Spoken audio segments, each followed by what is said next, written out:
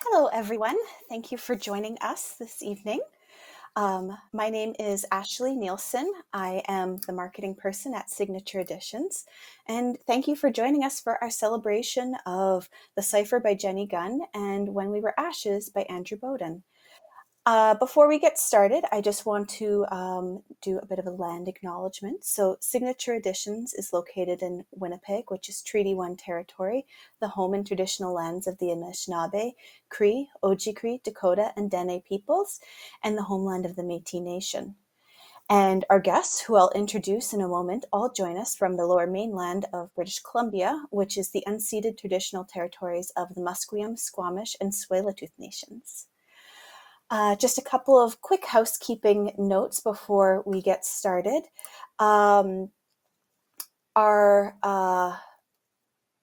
There is links to purchase both books in the description of the event, and I'll be popping them into the comments section as well. And so please be sure to purchase the books this evening. And also, we will be doing questions and that from the audience towards the end of our event this evening. So if you have any questions for Genni and Andrew, please leave them in the comments section. So without further ado, I'm going to introduce our host for this evening, Claudia Casper. Claudia is the author of the bestseller, The Reconstruction, as well as The Continuation of Love by Other Means, which was shortlisted for the Ethel Wilson BC Book Prize, and The Mercy Journals, which won the Philip K. Dick Award. She has also co-authored an adaptation of her first book, The Reconstruction, for a feature film. And Claudia also teaches speculative fiction at Simon Fraser University's Writers Studio. So welcome, Claudia. Thank you. Thank you, Ashley. So the format of the event today will be word readings from both Genni and Andrew so that you'll get a sense of their voice and some of the beautiful scenes in their books. And then I will ask both of them questions, about 5 questions that will go back and forth about how they created these works. And then, as Ashley mentioned, we will open for questions. So Ashley, I was thinking maybe you would introduce Andrew first. Yeah, I'll introduce Andrew. Okay, Okay. so I'll just bring Andrew onto the screen. So Andrew is a writer and editor from Burnaby. He is the author of the short story collection, The Secret History of My Hometown, and the co-editor of Hidden Lives, Coming Out of Mental Illness. Andrew is also the vice president and director of Books Over Borders, which is a Canadian children's literacy charity that has helped tens of thousands of children in both Afghanistan and Canada to learn how to read, as well as welcoming refugees coming to Canada with new books. His debut novel, When We Were Ashes, is about the Nazi campaign Aktion T4, which targeted people with disabilities. And so I believe Andrew is going to do a bit of a short reading from When We Were Ashes. Thank you so much, Ashley and Claudia, and it's so good to be here reading and speaking to you all. I'm going to read a little from the beginning of my novel. It is divided into multiple points of view, covering essentially diary entries from two of my main characters.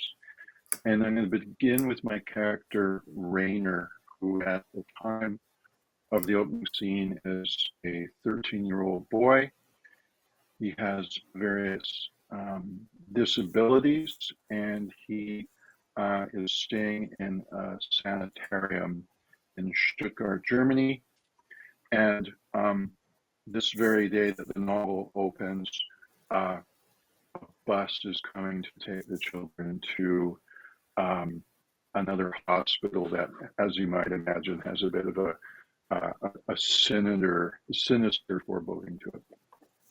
So I'll begin with my character Rainer, and this is February 6, 1940, Stuttgart, Germany. Opa Louie called our hospital ward the asylum and sometimes the farm. He cleans stalls in the farm, he joked with Nurse Hildy. He scrubbed them for his mythical beasts, his centaurs, his satyrs, his cyclops. He loved all 25 of us with our blind eyes, mute tongues, and corkscrew limbs, our hourly fit sent from an offended God. Each Tuesday morning, Opa Louie played the gymnopédies on his gramophone and tossed Swiss chocolates on the floor. And in the time he scrambled to grab them, he'd strip the cots of our dirty linen. When we thought of rain falling on moonlit Paris until the record had finished for the third time, and Opa Louie had creased the corners on the last bed. On the Tuesday, matron called him into our office.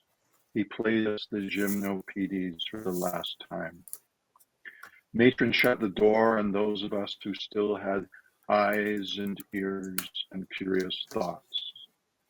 The record played until the scratch halfway through the first side, and only then did Opa Louie slip from her office. His hands shook as if he'd been electrocuted. He shut his gramophone in its pine box and asked us to gather near him so that he could take a pretend photograph of us. Matron had once said to Nurse Hildy that I looked like a Mongol troll and that my small teeth had gaps like a parapet. I didn't care what I looked like just then. I lowered the wool scarf that I wore over my nose and mouth everywhere I went. I grinned for Opa Louie. Poof, he cried out, as if a flashbulb had really exploded. He tapped his temple. Here is the memory of all of you. That is how we go on. Go on. I thought that last go on was an order for us, but then he said that it wasn't shouted at us like everyone else shouted at us, so why should we obey? Those of us who disobeyed Opa Louie's order to carry on were the ones I later dreamt of the most. Rainer, wave goodbye, Nurse Hildy said. Children, hum the song. When Opa Louie turned to leave, I took my photograph of him with his black caracal cap perched on his dark brown hair and his face turned to the first ruddy ray of the morning sun. The light tinted his moist eyes with orange. Winter got through the thin hospital window and made his tears fall as snowflakes. Our humming of the gymnopédies melted them again. It's his joke, Dieter, an older boy, struggled to laugh. He is coming back, Rainer. This is Opa's farm. The gray bus came for us at sunrise on the following Tuesday. Opa Louie had never missed a day with us before. Every Tuesday morning we woke to his buckets and brooms and his damp copies of the Frankfurter Zeitung, the only newspaper I ever saw him read. Nurse Hildy said that he had an ulcer as vengeful as Herr Stalin, but I knew that was a fib. Opa Louie had also never been sick. His stomach was lined with more steel than Herr Stalin had in all his tanks. That morning, all the other children rallied around Nurse Hildy for their ration of chocolates. I remained on my cot and longed to hear the falling rain in the gymnopédies one last time.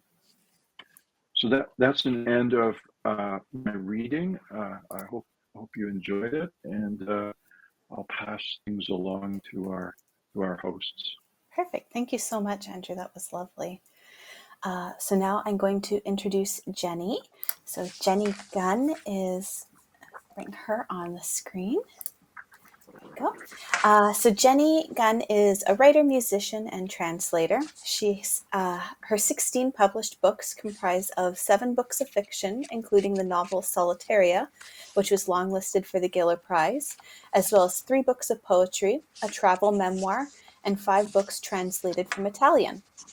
Now living in Vancouver, Genni was born in Trieste, Italy, and in 2012, 40 years after his death, Genni discovered that her father had been recruited by the British Special Operations Executive and was an agent in Italy during World War II. The Cipher is her recreation of the story of different SOE agents who risked their lives during the war and an homage to her father. So I think Genni's now going to give us a little bit of a sampling from the cipher. Thank you. Now, the narrative in the cipher features two protagonists, Nino, an Italian merchant marine, and Olivia, an Italian-British young woman. And their stories unfold in alternating chapters. So I'm going to read just a short scene from one of Olivia's early chapters before she meets Nino.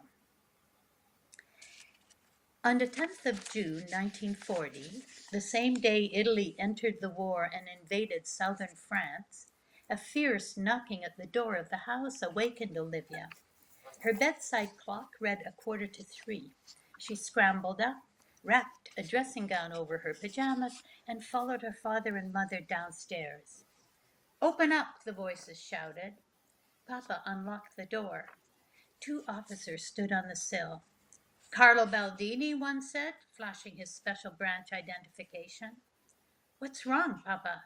I said, alarmed. "What's happened? Is it my son?" The officer shook his head impatiently. "You're under arrest," he said. "Get dressed quickly and pack one bag." Olivia's mother put her arm around Olivia's waist and pulled her close. Papa frowned, bewildered. "But on what charge?" he said. "Orders. We're rounding up all Italian-born citizens," the officer said, looking past Papa. "Where are your sons?" He strode across the room and yanked a framed photograph of the King of Italy from the wall. "Fascists," he hissed. The frame slipped from his hand and glass shattered across the floor. "But we are British citizens," Papa said.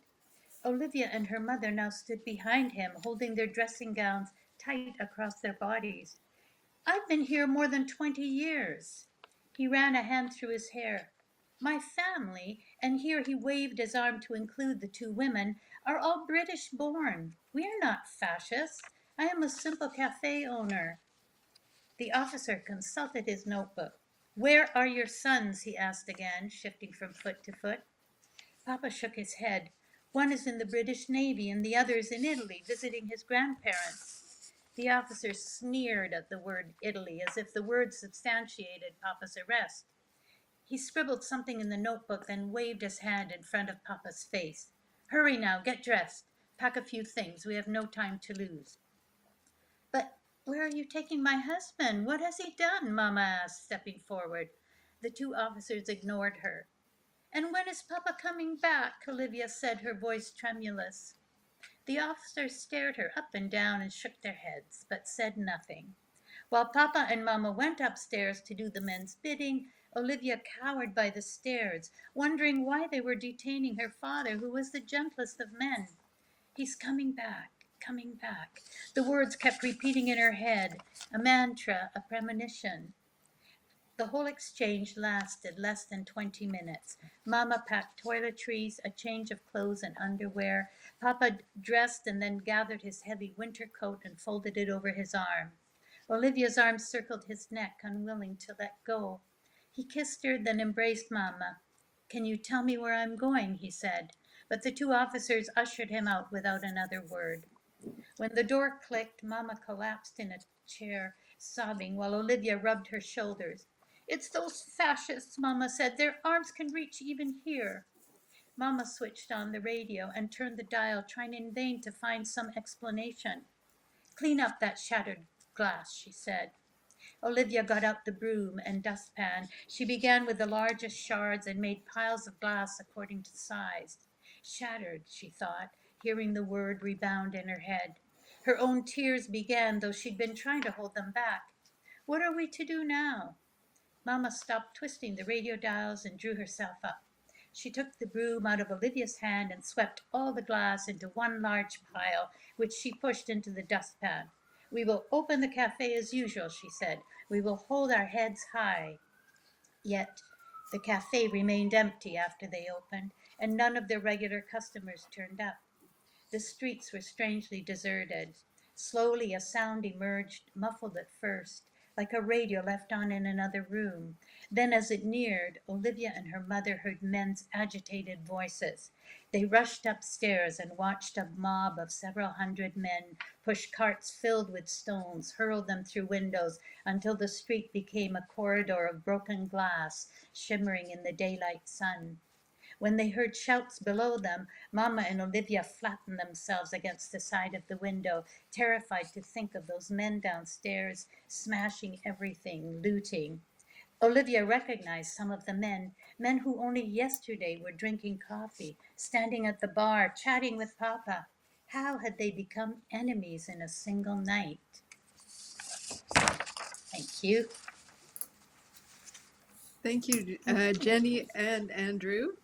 I love both of those scenes, and they evoke something that you both do very well in your books, which is show how you can become powerless to the state very, very Mm-hmm. quickly. In your scene, Genni, the family has a picture of Mussolini in their house because they have visitors from the Italian consulate, and they still have people back in Italy. And so they worry if they don't have that picture, that the people back in Italy will suffer. So Yes. that I loved how that showed all the layers of what goes on when there's war and conflict. And then Andrew, in yours, you already have like this voice of this young protagonist trying to figure out the declension of orders and what is an order they have to follow and what's an order they shouldn't follow, and how confusing it is, and whether those orders, which later becomes a big part of your story, whether those orders are orders that will benefit them or destroy them, and Yeah. should they obey them, should they not obey them, and I think you both do a wonderful job of bringing that tension into your narratives. So Thank you. Thank you. congratulations. Um, yeah, so I think what I'm going to do first is I'd like to ask you what made you write these books. So what was the heart or the first idea that propelled you into creating these wonderful works of historical fiction? So, Genni, we had a sense that you found something about your father that you wanted to explore Mm-hmm. further. Yes, so it was one of those kind of mysteries that happened. My mother was moving one year, and she had a suitcase full of things that had belonged to my father. My father had long been dead. And we pulled out the suitcase, and there in the suitcase was this paybook, a British paybook that had my father's picture in it, but not his name below.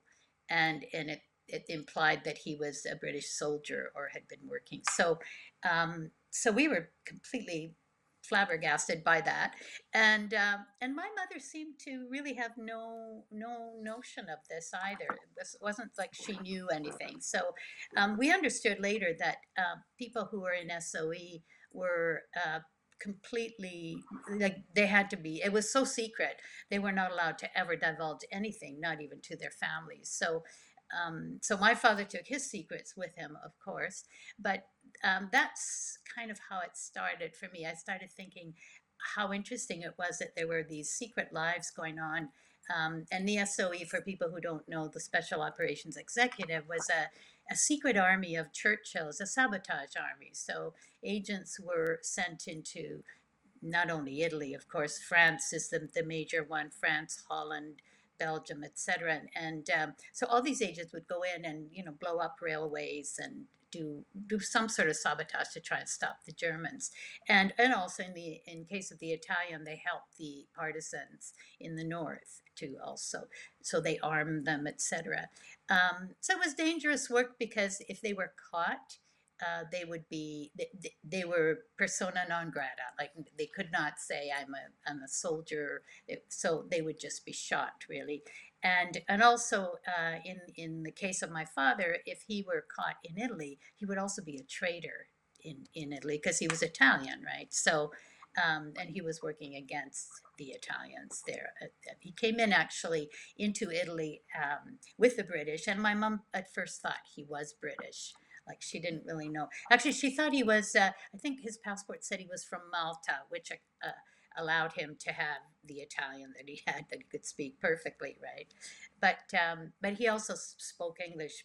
So anyway, that's what started it, and then so I started researching. My brother actually is the one who did a lot of the research for us in the UK because he was spending a lot of time there. So he would go into the archives and then bring back archives, and I would go to Italy and do all the Italian archives and do that. So we combined our archives for years. We did this. We searched for years, and it took me a forever amount of time to figure out how to tell the story, because it's not really my dad's story, because I know nothing about what he was doing exactly.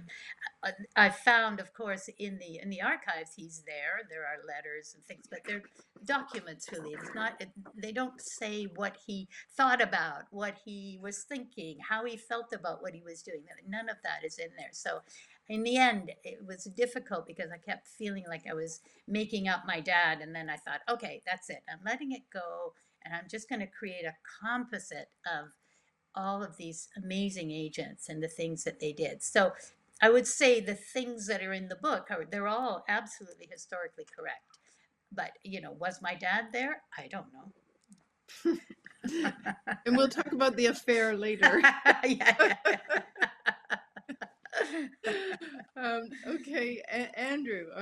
So I was going to say also in the introduction, like both of you, for me anyway, I've read a lot about World War II, all my life, and I have some family history too. But you both shone lights on aspects that I hadn't seen before. So for you, Genni, it was Italy, it was the agents, the saboteurs, Africa also, and that whole campaign. And Andrew, for you, it was the going on the German side and seeing what was happening to these children with disabilities. And you create Yeah.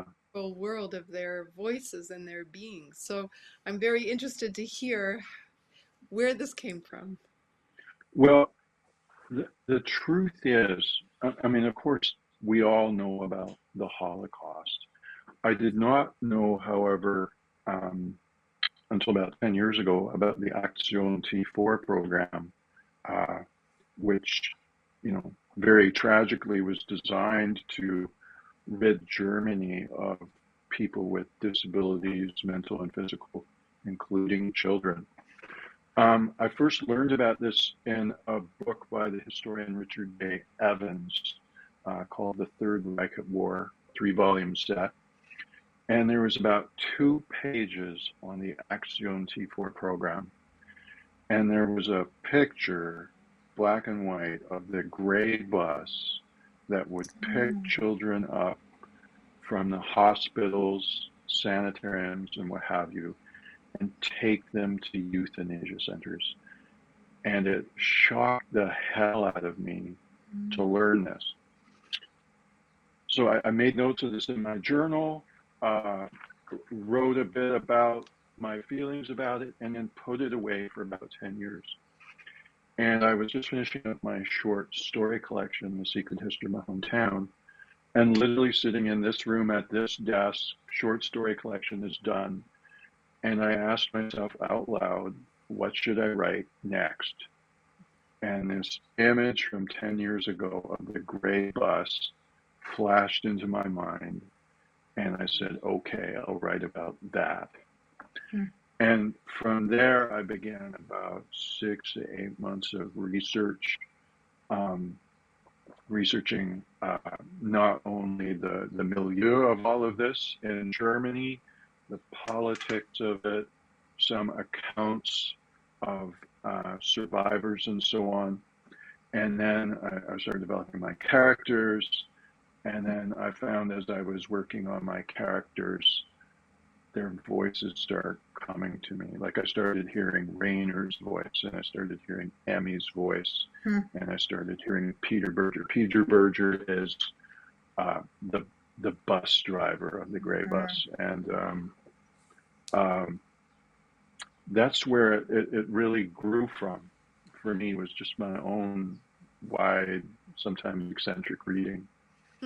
So what I'm struck by for both of you, is one of the things that spurs writers on, is to uncover hidden stories. So you see a bus and then you start imagining what was that really, Mm-hmm. taking Hmm. a child, and what was it like on that bus, and who were those children, and what did they feel, and what could they imagine, and what happened. And then Genni, for you, it's like this whole side of your father's life that you'll never know, but you've, by doing Mm-hmm. this research and creating these characters, you've uncovered something that Mm-hmm. fills in part of that story. But the hidden stories that you've both pulled out from the past in your books certainly are wonderful.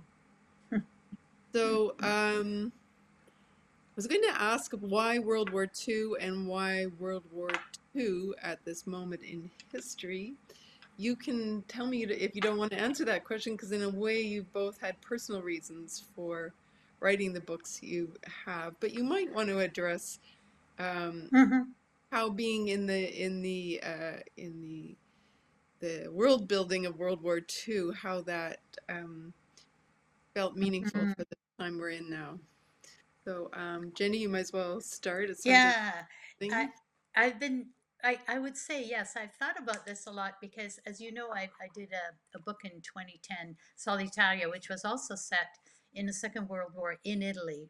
Completely different kind of book, but still, I did a lot of research into, uh, the whole fascism and whatever. And so for me, I just feel like, I guess I've always thought a historical novel had to it had to reflect the present.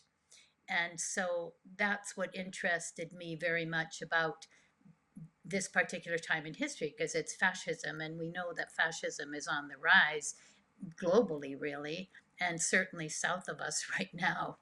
And it was amazing to me as I was reading, as I read sort of proclamations and things that were coming out at the time in the newspapers in Italy, how similar the language, the everything about it is just similar to the what's happening in the U.S. right now, and in Germany, and in all these countries with these really right wing movements. So the language is so similar, and to me, it was just horrifying to think that we don't learn anything from history. That in fact, here we are doing the same thing again, using even the same kind of language, and people don't seem to be that terribly bothered by it or upset by it, or maybe I don't know. So I guess for me, that's what made the period so interesting, is that it is a kind of reflection of something that's happening now again. And I'm hoping that it does bring up, like that little section that I just read, I felt like I was reading something that had just happened in the US, with somebody being taken away without any due process, right? So And in fact, that picture of Mussolini now is our iPhones. We have yeah. to, and our social media accounts. That would be Yeah, the exactly. terrible Yeah, thing. exactly. You have to Yeah, delete them all or something, yeah, right? Yeah, yeah. yeah. Andrew? Um, I think Jenny's very right that when we're writing about the history, we're in some way writing about the present, mapping some of the gestalt of the present onto the past gives a little more psychological distance for readers and ourselves, and be able to see some of our own times reflected in our presentation of the histories. Um, Jenny's also right in the sense that uh, these books are really capturing some of the awful things that are going on down south right now.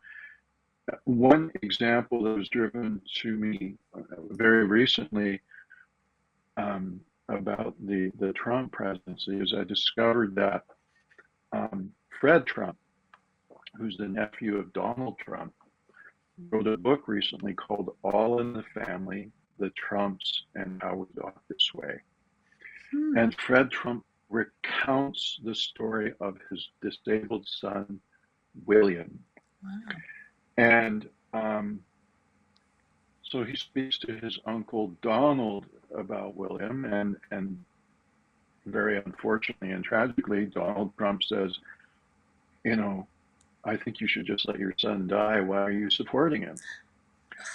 And I mean, it's a beyond ignorant attitude. And then there's a further revelation by Fred Trump. So he approaches Donald during his first term and asks him, could you help me lobby for the rights of the disabled? And Uncle Donald is reported to have said in 2016 in the White House, of people with disabilities, those people, the costs, why don't you just let them die? And these are the very attitudes that I was uncovering in my novel in 1940. And the thought that a second Trump presidency is carrying those same attitudes into power again is chilling to me. Now, I'm not saying that we're looking at another Axiom T4 program, but what are the downstream effects going on to be on families with children with disabilities, on people with disabilities? Will they get the same supports now? Will they be cut off from vital programs and so on? So I'm finding this real chilling sense of a return to these belligerent attitudes. Yeah, it's Horrifying. a profound reflection on our societies. How that's and we're still very much in flux, it seems like. Next question's a literary question. So I'm always interested in this, in how characters come to writers. I find for myself, first draft, the character's there, but they're not fully arrived till the second or third draft. And it's always mysterious to me, like, how do these people come to us, and how did you build them? So Andrew, maybe I'll start with you, because I'm curious. You mentioned how these voices started coming to you. Can you speak to us a bit more about that? So what I find happens when I immerse myself in my research,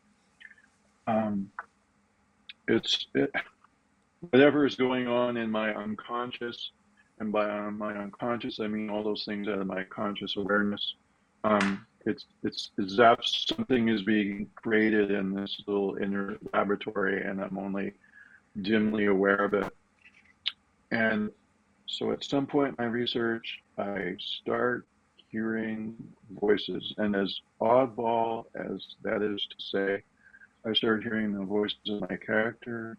I started hearing them saying dialogue. I started hearing them telling the story. And I know at that moment I can begin writing. And so in this case, it was both Rainer as a 13-year-old boy, Rainer as a young man, and then of course Peter Berger, that driver of the bus. I start hearing his voices as well. I usually find in the first draft, if the voices are going, it tends to come out quite well on the page.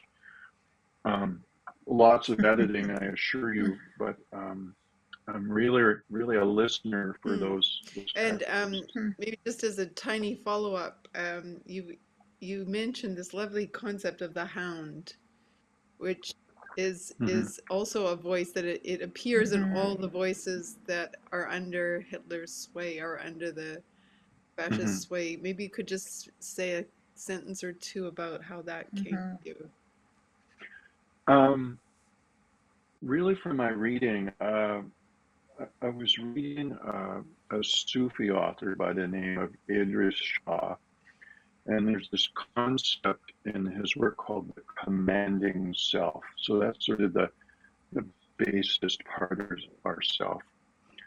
And in some of the ancient Sufi literature, it's represented by a dog. And so I started thinking, well, those base parts of us that Peter Berger is hearing in the voices of the people around him, or at least some of the people around him. I started he called it the hound, and recognizing it as Dog such. lovers in our audience are shrieking. It's like, no, no. No. I'm a big dog lover myself, but It worked very uh, effectively because it yeah, was a poetic way of showing you that was an enemy, someone you couldn't trust with your mm-hmm. your vulnerability. Genni. Mhm. Yes. Characters. Okay. I would say in this particular book, I had a lot, as I said, I had a lot of trouble at the beginning because I kept thinking about my dad and I didn't want to put a voice to him. And so I was struggling with that. And then I made up this woman called Olivia. And Olivia has hyperthymesia, which is the ability to, well, it's both a curse and a blessing. She remembers every single moment of her life if she has experienced it. So um, that means that, and she remembers it in a absolutely not just as a memory, but actually she has all the feelings and experiences all the exact same sensations as when it first happened. And so it's a bit of a curse. There aren't too many people in the world who have this particular thing. So I read a lot about it because I was fascinated. And of course, as in having a female agent who had this ability would be unbelievable, right? So I really I started getting into creating her, and once I started creating her, everything came to life somehow. She really grew out of the book. Like she just suddenly came to life. And in fact, when I first had people reading, my first readers, two or three people who read my first version of the completed novel, it began with Nino because I was thinking it was really his story. But everyone said, "Oh my God, Olivia." so so I realized, okay, so I've created a character that's much more interesting than the Nino that I had created at that point. So I just threw him away and kind of reshaped who he was, and with her obviously as well. So it was kind of it was a long process, to be honest. They didn't spring to my mind quickly or anything, but they did after. Once Olivia was set, she sort of took over the page on her own, and once she became that character, Nino seemed perfect. It seemed easy to create him then. Hmm. I should reveal that there's a romance side to that story that is quite Yes, satisfying and fun. Um, there's a definite romantic part there's a to little it. Yeah, heat. There's a little heat. there's a Yeah. little heat. It's hot. Okay, I'm looking at time. So we've got another 10 minutes. So I have two questions. Um, the first one then will be about how you research the writing of your novels. You've already touched on it a little bit. Maybe have you already answered it? Would you say? Possible I that don't you know, have. Andrew. Did you answer? I guess maybe we did. Um, I did, a lot of online research, certainly in the archives of the Holocaust Center, and then fortunately, where I work at Santa Teresa University, there's a great big academic library, and I made great use of a number of books. That was really the basis for my research. I wanted to go to Germany to do some on-the-ground research, but unfortunately, this thing called the pandemic interrupted me, Right in and so I there. had to rely on, yeah, I had to rely on my archives research and my imagination. Have you been to Hmm. Germany though? Because you did a pretty good job of capturing the Yeah, so Germanness of things. Hmm. my my mother is of Swiss German descent and grew up on the Swiss German border, and part of the novel is even set in her birthplace. Yeah. Okay.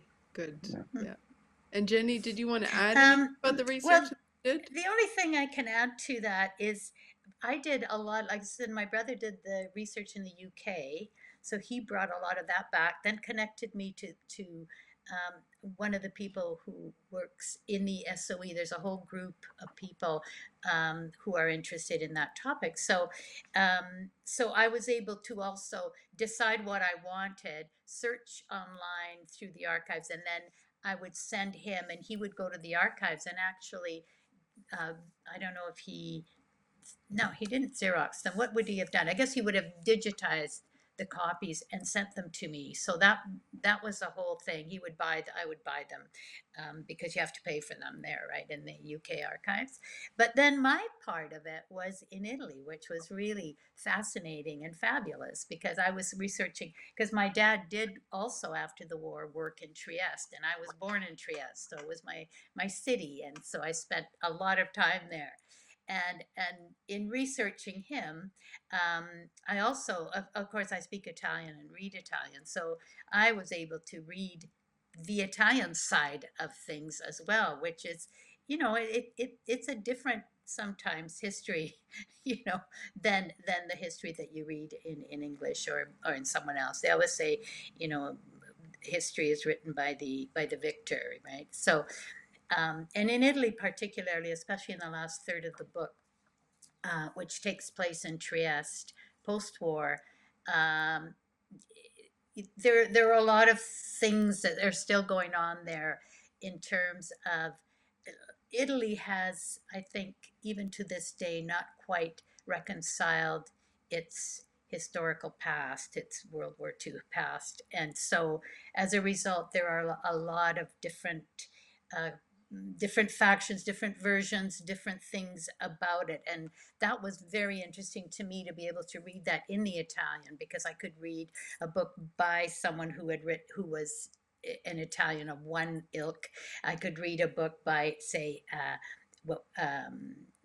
a Yugoslavian, which would now be Croatian or whatever in there, Slovenian, somebody who had a completely different perspective on it, and there's a lot of strife in Italy even now, right, about what really happened during the war. I mean, it was a very violent time post-war, with the fascists, right, Right. and with the whole division of land that at times separated farms, the house on one side and the farm on the other, and the line came down, so one side became Yugoslavian, so communist, and the other side stayed in Italy and was perhaps thought of by the communists as fascists or others. So there are a lot of very, very difficult feelings that have continued through history, continued to present day even. There's, they sort of have days, sometimes they have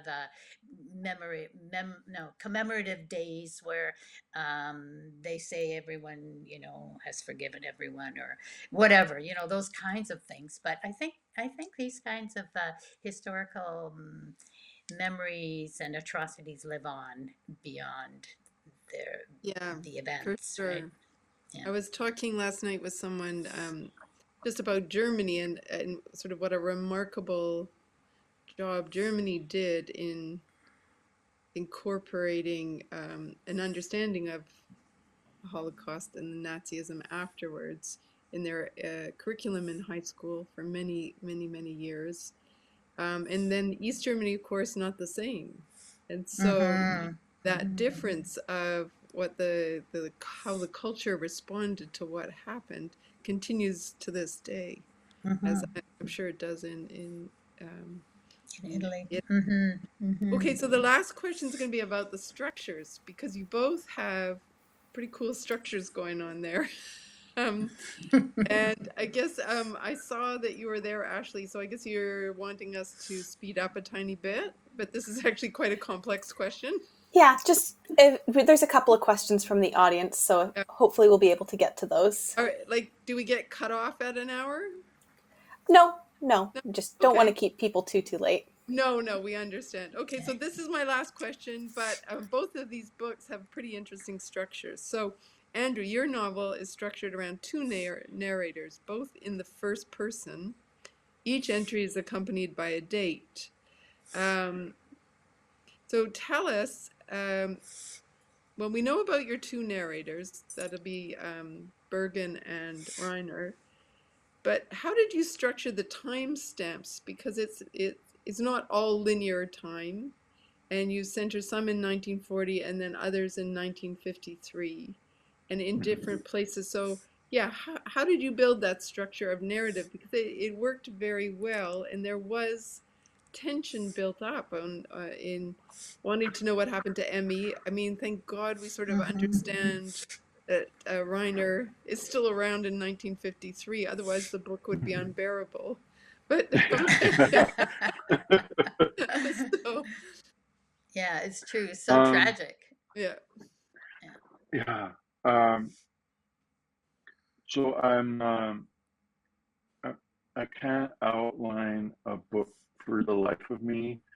Um, for me, the map is never the territory. Like if I outline a book, I'll write something completely different. And so I just really don't know where things are going. And what is propelling me are those voices I'm hearing. So, I'm writing, and then I reach the end of the first piece of 1940, and it's like, what next? And then it just occurred to me that let's push it out to after the end of the war, and Rainer is looking for his lost love, Emmy. So it's really, I wish I could give you some more rational or sane explanation. But it's really, again, listening to that voice and just It just comes. traveling. It just comes and it's very intuitive, and it just really worked out this time. Well, I it's a found it good thing we're powerful. on Zoom. Otherwise, I'd have to strangle you. That just sounds so much easier than my process. Very envious. I'm very envious. Yeah. Genni? Well, the structure of mine has a present time character who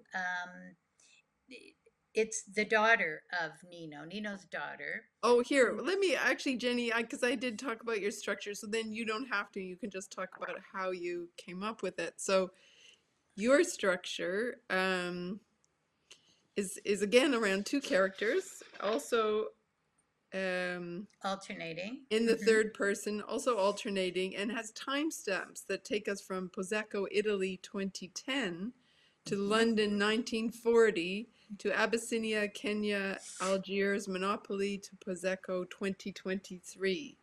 So tell us your decisions about those characters and how you structured your narrative in time and place. Because you also have structured your novel as intermission before, intermission after, and in parts 1 and parts 2, if I'm not mistaken. Okay, Yeah, over to you. yeah. So, so the intermissions are the present day being, well, it begins in 2010 and then it ends in 2023. So the present day is the daughter, Nino's daughter, who has found some things, particularly has found a picture of Olivia, and obviously Olivia's not her mother, so she's wondering what is this, and it's clear that Olivia is a love object. So then I've structured the story in a way. It is sort of chronological, though not necessarily. The years are skipped in between, but I've decided to have the narrative through one Olivia and then Olivia and Nino, and they are in different places at different times. So I'm not overlapping the story, the times of their stories, which I thought would be more interesting. So we might skip 2 years and go to him, and then skip a year and come back to her, that kind of thing. So I'm following sort of World War II, but not not not literally day by day or anything. And then the first part is up till the end of World War, and then that's part one. So that's before, and after is the Trieste section, which is post-war, and the intermission comes back in three. It comes three times. Once Mm. at the beginning, once about 2/3 of the way through, and then at the end. Yeah. So um, I did structure that. The intermission parts, I had a lot more of them, to tell you the truth. I had probably an entire other mini, like about 30 or 40 pages of the story of the person, the present day person. And then I thought, okay, that's just too many. It's too many stories. We don't need that, but we don't care about her. Let's just go with these. So I just took it all out and then just kept the Yeah. parts. Yeah. So Okay. Great. so that was kind of a decision I made, the structural decision that almost came once I had everything there. Then I could look at it, and I love structure, so I spend a lot of time deciding how I'm going to put the whole thing together. It's like a puzzle, right? Yeah. So Building. yes, Yeah. yeah, Or even building, right? sewing a dress. It's all of those things. Mm-hmm. Okay. Thank you so much, both of you, for sharing so much Thank about your you. books. Oh, Uh, and thank you. Over to Mm-hmm. you, Ashley. Yeah, so we've got a couple of questions. Andrew, this one's for you. Maybe you've kind of already answered this, but Deb is wondering what birthed your affinity for writing about disability in the face of war. So you kind of already touched on that, but I don't know if there's something you want to maybe expand upon or. Sure, and thank you, Deb, for your question. So in addition, what I've already said, it really grew out of my own personal expense or personal experience. Sorry, my family has been touched by mental illness, and out of that grew a collection of essays I co-edited with my friend and fellow writer Lenore Roundtree. It's called Hidden Lives Coming Out of Mental Illness. So issues around mental health and disability have been on my mind for a long time, and they really sort of just dovetailed very well, I think, with the research I described earlier, and just a story I felt that was vital to tell. Mm-hmm. So Genni, there's a question for you from Karen. Uh, Mm-hmm. and so she wants to know that if two characters cannot trust each other, can the reader then trust them either? Well, I mean, they can't trust each other because of, well, the secrecy part. I would say the reader can trust them sometimes. I mean, sometimes they are unreliable. You just have to make a decision as to whether or not you trust them. I suspect you're thinking about Nino more than anything, maybe. That that his character, he is a kind of unreliable character within himself. I mean, I thought of the title, the Cipher. I mean, not only are they doing Cipher, which is obviously, but also and then there's also decipher, as in when you hear that in the word itself. I mean, deciphering. Maybe my father, in a way, was the novel, right? Deciphering people, but it's just that I think the characters are also ciphers to themselves. Like they themselves don't understand their own motivations, their own emotions, their own really as well as they could. So perhaps they're untrustworthy even in their own sense of themselves. As I I don't might know if that say, answers it. Jenny, as many of us are to ourselves at times. Yes. Yeah. Keeping secrets Hmm. even from ourselves. Yes, exactly. Exactly, right? Yeah. Yeah. So I'm not seeing any other questions in the chat right now, but we are Great. kind of coming up on the end of our time that we have.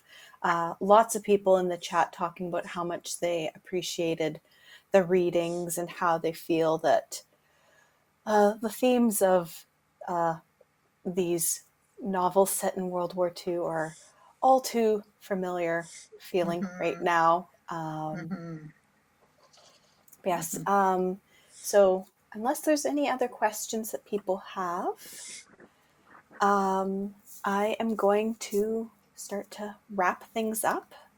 So thank you so much, everyone, for joining us this evening for this lovely celebration.